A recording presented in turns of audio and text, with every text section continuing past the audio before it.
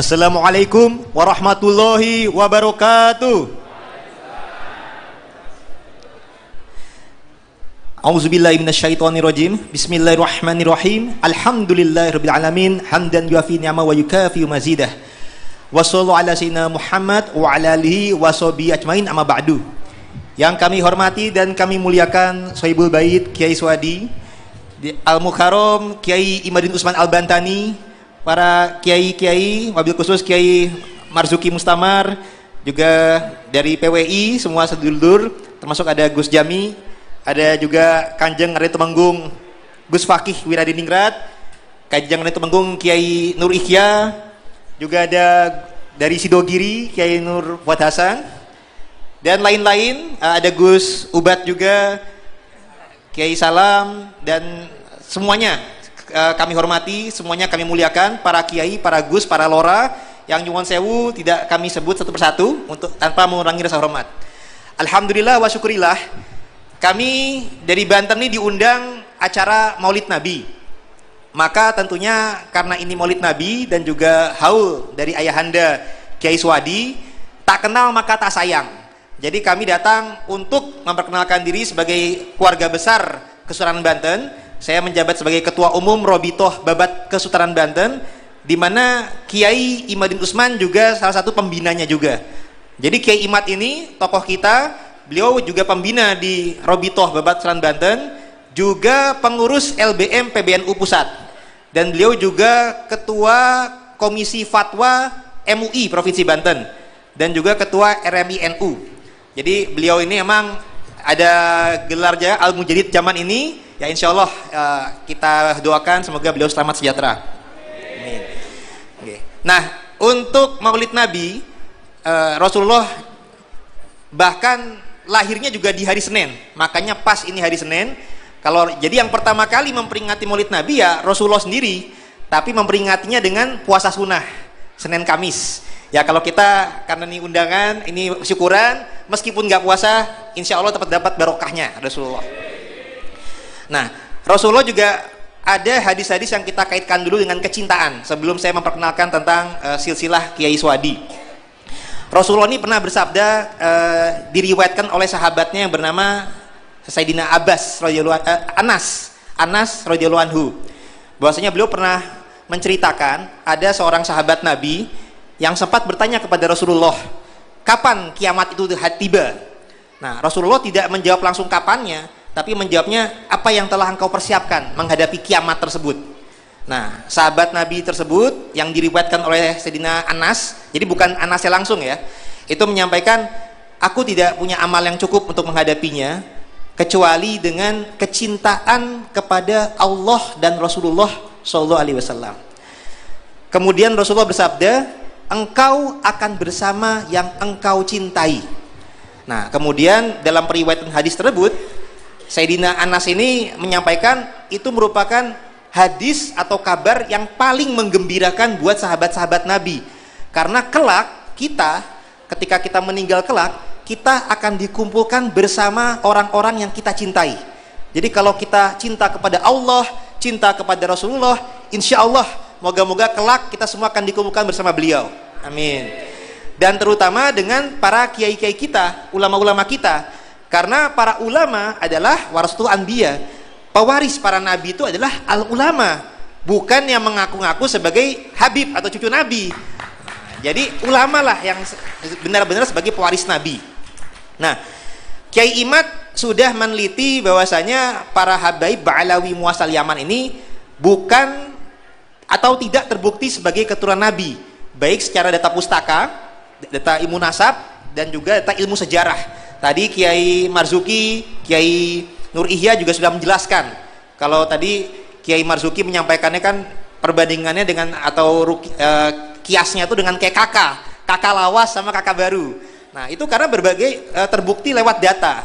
Bahwasanya data dari kitab Al-Burqah Al-Musikoh yang abad di 9 Hijriah diciptakan oleh Said mengakunya Habib Ali bin Bar Asakron, ternyata kontradiksi dengan kakak lawas yang terbukti dalam kitab Sejaratul Mubarokah. Nah, itu juga ternyata dalam ilmu sejarah Said Ahmad bin Isa juga tidak hijrah ke Yaman. Jadi kontradiksi dengan data ilmu nasab, data sejarah, dan juga kalau data genetik itu dititi oleh saudara kita Kanjeng Raden Temenggung Gus Fakih Wiradiningrat dan juga Dr. Sugeng. Jadi para Habib Ba'alawi ini tidak terbukti baik secara data pustaka maupun genetik. Nah, awalnya yang pertama-tama menggoda-goda tentang masalah data sejaman itu justru kalangan Ba'alawi terhadap keluarga Wali Songo, dan yang menggoda tentang masalah tes DNA juga Habib Rizik. Jadi itu ibaratnya senjata makan tuan. Nah, jadi dulu pihak Robito itu kalau ada keluarga Wali Songo mau nyambung silaturahim, mereka mengkritik seakan-akan keluarga Wali Songo itu tidak punya data sejaman, padahal punya. Alhamdulillah pihak keraton itu masih mendata turun-temurun data Wali Songo, dan alhamdulillah sudah mendapatkan isbat nasab daripada Nakib Internasional. Allahumma sholli alaihi. Termasuk masalah DNA. Dulu kan Rizik Syihab itu yang ngomong pertama kali DNA itu Rizik Syihab. Beliau tuh menyampaikan yang aku cucu Nabi itu tes DNA-nya. Nanti genetiknya Nabi kemana? Genetiknya dia kemana? Ternyata malah mereka semua yang kacau, yang tadi ada kata-kata baru selain rungkat apa itu Gus Yami? Semprul. Nyuwun sewu. Nah, sedangkan untuk keluarga Wali Songo, alhamdulillah wa syukurillah, kita sudah data pustaka maupun data genetik. Untuk data pustaka kita mengkorroborasi dan mengkolaborasi data. Tadi Kiai Marzuki Mustamar juga menyampaikan pernah ada hasil Muktamar NU ke-31 di Solo ya Yai ya, bahwasanya hasil tes itu bisa membatalkan ilhak nasab, tapi belum tentu bisa untuk menentukan ilhak nasab. Nah, genetik keluarga Wali Songo itu sudah dibandingkan dengan pihak Ba'alawi, pihak Ba'alawi juga sudah dibandingkan dengan Alawiyin Internasional. Jadi Alawiyin Internasional itu genetiknya ke haplogrup J, sedangkan Ba'alawi ke G, Golf. Nah, dan juga keluarga Wali Songo tidak sama dengan Ba'alawi. Artinya untuk keluarga Wali Songo, dulunya kami husnuzon. Dulunya kami sempat jadi mukibin juga dulunya. Jadi dulu itu kami sempat menyangka husnuzon, ada versi keluarga Wali Songo itu keturunan daripada Ba'alawi juga. Ada yang kebasyeban, ada yang kasmatkan. Tapi karena hasil tes DNA ini terbukti kita tidak sama dengan keluarga Ba'alawi, dan dengan hasil tes DNA itu ada peta genetik migrasi leluhur, sehingga kita kemudian menggunakan versi data lain. Karena untuk menentukan silsilah leluhur kita tidak cukup hanya dengan tes DNA saja, tapi kita menggunakan data internal manuskrip Nusantara selain versi Ba'alawi, disesuaikan, dikoroborasi dan dikolaborasi dengan data eksternal dari Nakib Negeri Muasal Leluhur Wali Songo atau Wali Nusantara. Nah, untuk keluarga Kiai Swadi, termasuk ini keluarga Bani Semendi dan termasuk keluarga dari Sidogiri, Bani Sulaiman Mojo Agung, itu alhamdulillah kita sudah awalnya menemukan data internal dari Pasuruan. Jadi kami silaturahim, konfirmasi dengan Kiai Nur Hasan Sidogiri, data manuskripnya sudah pernah dikemukakan, dan ini data ini bisa untuk mengkoreksi versi-versi yang ke Ba'alawi.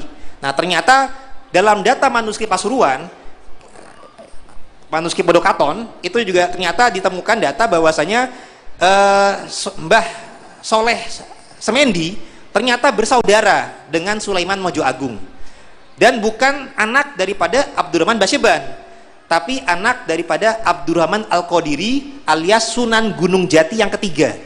Nah, jadi Sunan Gunung Jati itu ternyata ada 4 ternyata. Nah, sedangkan Mbah Soleh Semendi itu menjadi menantu Maulana Hasanuddin Banten. Nah, jadi mulai dari Mbah Sakarudin ke bawah itu sudah bersambung keturunan kepada Banten. Nah, jadi ini kemudian kita menyampaikan kepada publik bahwasanya silsilah Wali Nusantara ini perlu kita luruskan bersama. Jangan sampai dibelokkan ke Ba'alawi, jangan sampai dibelokkan ke Bin Yahya, jangan sampai dibelokkan ke Yahudi. Jadi Wali Nusantara ini ada yang masuk ke Nusantara dari 2 muasal daerah. Ada yang dari jalur Maulana Maghribi dari Maroko, yang terakhir nanti ke Al-Jalani Al-Hasani. Ada yang dari jalur Uzbekistan. Makanya kita sering dengar ayah Sunan Ampel adalah Makhdum Ibrahim As-Samarkandi dari Samarkand, Uzbekistan. Nah, ini yang jalurnya ke Al-Kazimi Al-Husaini. Jadi kalau dari jalur yang Uzbek itu Al-Kazimi Al-Husaini menurun ke Sunan Ampel, Sunan Bonang, Sunan Derajat, Sunan Kalijaga, Sunan Muria, Sunan Gunung Jati yang kedua dan keempat, Sedangkan yang dari jalur Makhdum Maulana Maghribi Maroko yang terahnya ke Al-Jalani Al-Hasani menurunnya ke Sunan Giri, Sunan Kudus, Sunan Gunung Jati yang pertama yakni Sadatul Kafi, dan juga Sunan Gunung Jati ketiga yakni Zain Abdul Qadir alias Abdurrahman Al-Qadiri, leluhur daripada atau ayah daripada Sulaiman Mojo Agung maupun Mbah Soleh Semendi. Nah, jadi keluarga Yai Swadi ini yang keturunan daripada Soleh Semendi nyambung ke Banten dan juga nyambung ke Abdurrahman ke Cirebon. Jadi Said Abdurrahman Al-Qadiri ini makamnya ada di Megu Cirebon. Aliasnya beliau itu Pangeran Atas Angin, alias Pangeran Raja Laut, alias kalau dalam data primer Sumatera Oriental adalah Pate Qadir. Nah, itu beliau juga ada aliasnya dalam data saat wali sana Said Zen, alias juga Abdurrahman Al-Qadiri, bukan Abdurrahman Basyeban. Dan ada alias lagi adalah Zain Abdul Qadir atau Abdul Qadir. Nah, jadi inilah nasab garis laki dari keluarga Sulaiman Mojo Agung dan Mbah Semendi, bukan ke Basyeban ataupun kalau ke Banten mertuanya, nanti kami sebutkan juga. Tapi untuk garis lakinya daripada keluarga Mbah Soleh Semendi maupun Sulaiman Mojo Agung, termasuk leluhur daripada Kiai Swadi, ini adalah Abdurrahman Al-Qadiri tadi, ini bin Ishak Tamsi. Nah, kalau tadi yang saya sebut tadi kan Abdurrahman Al-Qadiri ini adalah alias Sunan Gunung Jati ketiga. Nah, beliau ini menantu daripada Syarif Hidayatullah Al-Kazimi Al-Husaini Sunan Gunung Jati kedua. Nah, Syarif Hidayatullah menantu lagi daripada Sunan Gunung Jati pertama Sadatul Kafi. Nah, nantinya Abdurrahman Al-Qadiri ini juga punya adik ipar namanya Fatahilah atau Fadilahkan, itu Sunan Gunung Jati keempat. Jadi yang Gunung Jati pertama Al-Hasani, yang kedua Al-Kazimi Al-Husaini, yang ketiga Al-Jalani Hasani, yang keempat Al-Kazimi Al-Husaini lagi. Jadi Hasan Husain Hasan Husain. Tidak ada yang ke Ba'alawi Yaman, tidak ada yang ke Yahudi. Nasab detailnya daripada Said Abdurrahman Al-Qadiri, ayah daripada Mbah Soleh Semendi dan Sulaiman Mojo Agung, beliau bin Ishak Tamsi bin Maulana Ishak. Nah, Maulana Ishak ini adalah menantu daripada Syekh Jumadil Kubro Al-Kazimi Al-Husaini. Sedangkan Maulana Ishak sendiri bin Junet alias Jungep. Kalau bahasa Nusantara ada Jungep, ada juga Jumat. Nah, jadi Syekh Junet ini bin Abdul Qadir, bin Su'aib, bin Abdul Jabbar, bin Abdul Rozak, bin Abdul Aziz, bin Ahmad. Kalau dalam tambahan Nakib Irak, bin Soleh, bin Sultanil Aulia Syekh Abdul Qadir Al-Jalani Al-Hasani. Ke atasnya lagi beliau bin Abu Soleh Musa Janki Dausat, bin Abdullah, bin Yahya, bin Muhammad, bin Daud, bin Musa Al-Sani, bin Abdullah Sani, bin Musa Al-Jun, bin Abdullah Al-Kamal, bin Hasan Al-Musana, bin Hasan Al-Mustaba, bin Imam Ali bin Abi Thalib karamallahu wajhah, yang menikah dengan Sayyidah Fatimah Zahra binti Rasul Muhammad sallallahu alaihi wasallam. Jadi torikohnya itu ke torikoh Qadiriyah. Nah, jadi kalau Hijaz migrasinya dari Irak, nanti dari kan Syekh Abdul Qadir kan di Baghdad Irak. Nanti ada keturunannya yang ke Maroko, dari Maroko ke Malaka di Malaysia, kemudian hijrahlah ke Asia Tenggara, ke Nusantara ini. Nah, jadi para wali yang berasal dari Maroko itu menurunkan torikoh-torikoh semacam Qadiriyah sama Saziliyah. Sedangkan ulama-ulama Nusantara yang berasal dari Uzbek, Asia Tengah, itu menurunkan torikoh Kubrowiyah, Naksabandiyah, Syatariyah. Makanya para wali-wali Nusantara itu tidak ada yang bertorikoh Ba'alawiyah, karena beda jalur, bukan jalur Yaman. Nah, jadi kalau misalkan kemudian dibelokkan wali Nusantara itu seakan-akan ke jalur Ba'alawi, padahal torikohnya pun tidak sesuai. Nah, jadi ini merupakan pelurusan sejarah. Nah, untuk Mbah Soleh Semendi sendiri, itu dalam data Banten, tercatat beliau punya alias juga Pangeran Winongan alias Pangeran Winangun. Tercatatnya sebagai menantu Maulana Hasanuddin Banten. Jadi tetap ada kaitan dengan Kesultanan Banten. Jadi kalau yang tadi ayahnya adalah Abdurrahman Al-Qadiri itu sempat menjadi Sunan Gunung Jati Cirebon yang ketiga, sedangkan ini mertuanya adalah Maulana Hasanuddin Banten, anak daripada Syarif Hidayatullah Sunan Gunung Jati yang kedua di Cirebon juga. Jadi saling menikah antar kerabat. Nah, kalau yang diakui oleh Nakib Irak yang jalurnya ke Bani Musa Al-Kazim, Soleh Semendi dan kakek daripada Mbah Sakarudin.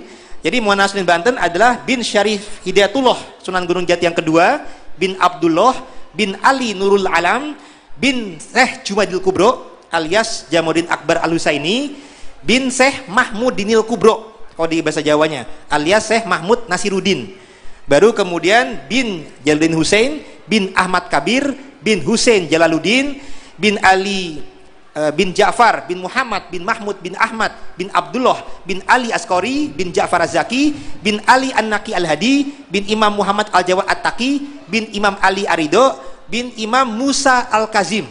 Baru bin Ja'far Shodiq, bin Muhammad Al-Bagir, bin Ali Zainal Abidin, bin Imam Hussein, bin Ali bin Abi Thalib yang menikah dengan Sayyidah Fatimah Zahra binti Rasulullah Muhammad sallallahu alaihi wasallam. Jadi jangan salah nih, leluhur-leluhur atau guru-guru kita ini ya, inilah yang asli-aslinya keturunan Rasulullah. Tapi beliau-beliau ini tidak menyombongkan nasabnya. Nasab itu sesuai perintah Nabi, bukan buat disombongkan, dibanggakan, kemudian merendahkan yang lain, bukan. Tapi nasab itu dipelajari sekedar untuk menyambungkan silaturahim.